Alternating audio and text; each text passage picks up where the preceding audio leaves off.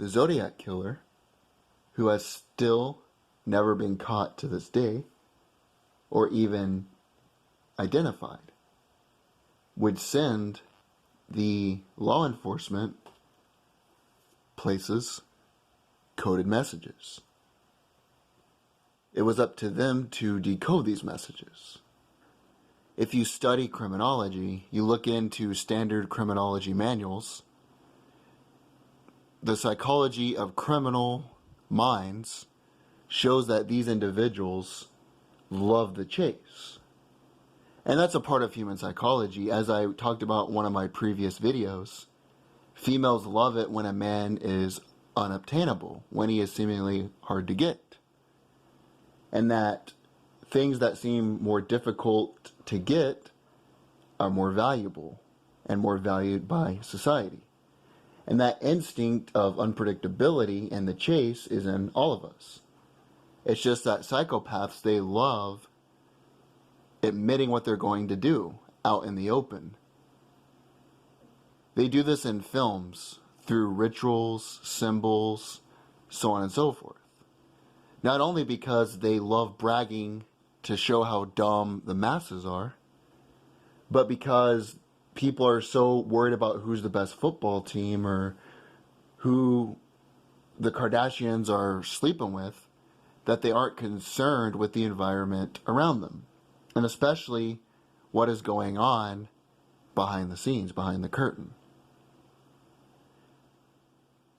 So after reaching enormous wealth through the East India Tea Company, exploiting the entire resources of continents, these 300 families, which were the richest stockholders, and they owned all the banks in Europe and abroad, and all the developed countries, created subsidiary companies.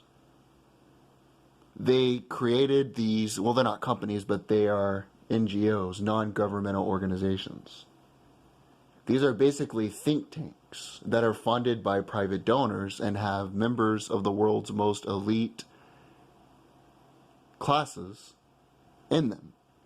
Almost every person that serves in the government in any administration is a member of the Council on Foreign Relations, Trilateral Commission.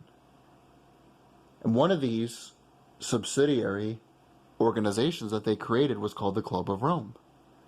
Now, the Club of Rome was founded in 1968 at the Rockefellers' private estate in Italy. Now, this club was responsible for the birth of the modern-day environmental movement. And this began in the late 1960s.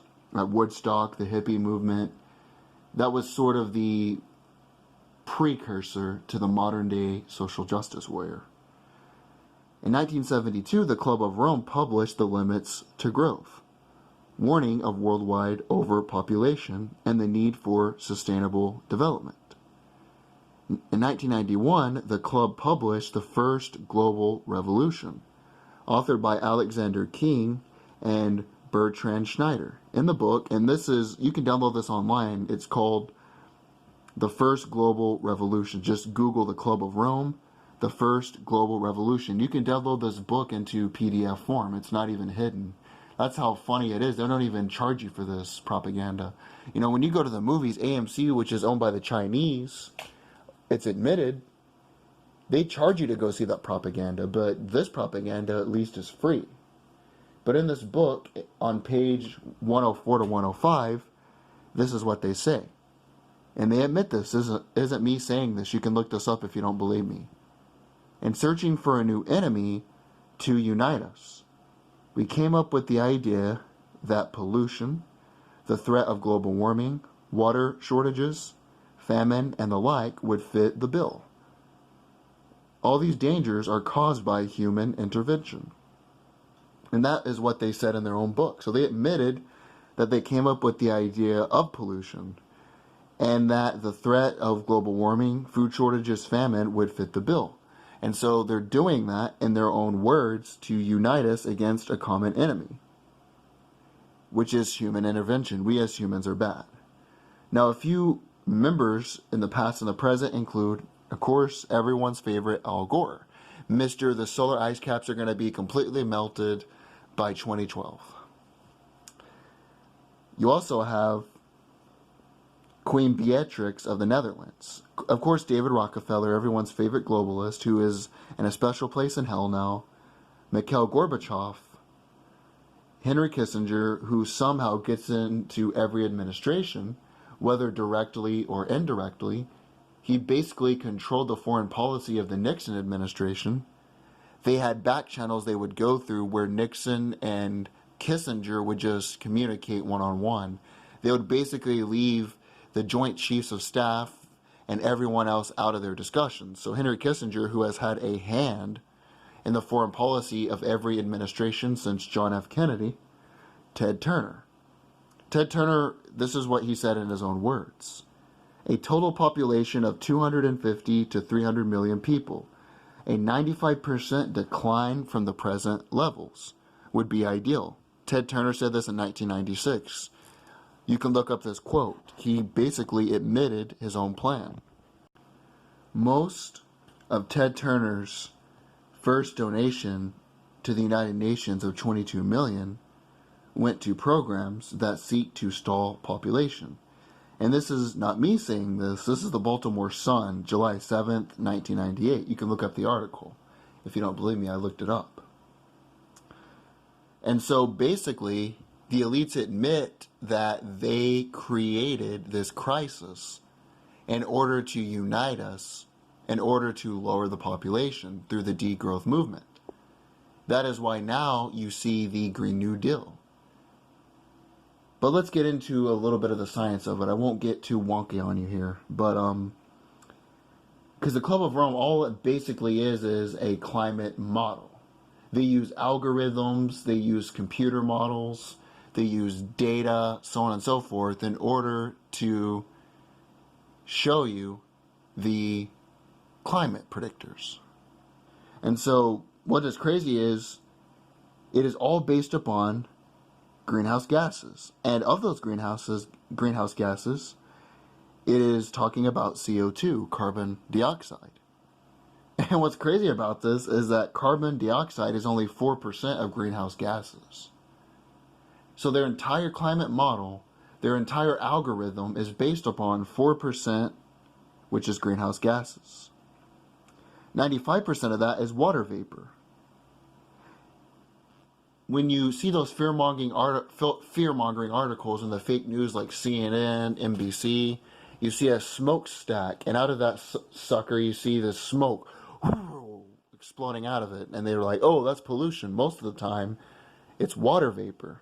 Try going out in the freezing cold Arctic weather during the winter one day this year and breathing out. You will see smoke, and what is that? That's water vapor. Humans produce water vapor. But even if you look at their own levels, let's say their levels are true. The average temperature has grown 1/3 of 1 degree in the past 50 years. Now think of the entire time frame this planet has been in existence. Some people think millions of years, other people think billions of years. Now I am not a scientist, I am not an expert on this, but regardless of if we've been here for millions of years or billions of years, that's not the point. The point is that the Industrial Revolution began in 1900. That's when the British started using steam engines to get the coal out of the coal mines for electrical power.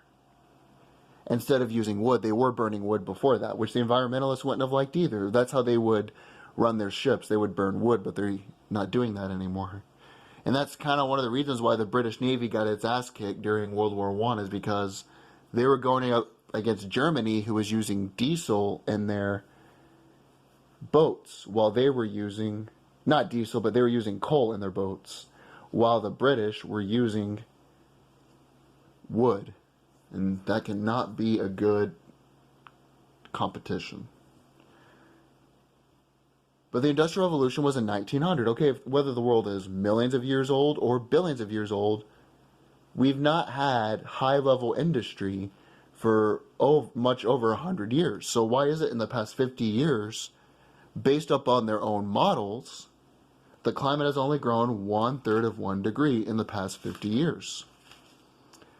But the way they're going about this is crazy, because even in 1972, in the limits to growth, they call for a reduced level of consumption of resources. See, the top 1% of the 1%, the rich elites in this country, they're supposed to own all the companies, all the resources, and kill off the population as a whole. They want to limit our resources. They want to cut off diesel fuel through the Green New Deal, and they want to control all the distribution of resources. And so one of the ways they do this, though, is when Obama was president, he tried to go along with this Agenda 21 of depopulation, and he had 30 companies that the government invested in under the Clean Energy Loans Program. So they took our tax money, our hard-earned tax money, and invested those in clean energy loan programs. So a couple of those were the Caithness Shepherd's Flat Wind Facility in Oregon, the NRG Solar Company, the Tesla Motors Company, Fisker Electric Car Company. And that's basically what they did. They took money away from the taxpayer, they loaned it to these companies that were selling in the free market for solar panels. See, it's all about cutting off the middle class, depopulating the middle class. The ones that are alive will be at the bottom, while the elites are further ahead of us and consume all the resources and own all the distribution. And one of the ways they do this is crazy. It's called carbon emission trading. And the way they do this is these companies will sign into global treaties. And what they will do is they will measure how much carbon is produced in the atmosphere, which is CO2. And they literally want to tax carbon, a carbon tax. So literally, when you breathe out, they want to tax that. It's crazy to think how things are going. But the Club of Rome literally admits in their own words, you can look this up, Limits of Growth, look up their own books, their own documents, PDF files, that they want depopulation. They want less consumption of resources for the middle class. They want to tax CO2, and they want to make more money off you through carbon emissions trading by taxing the air you breathe.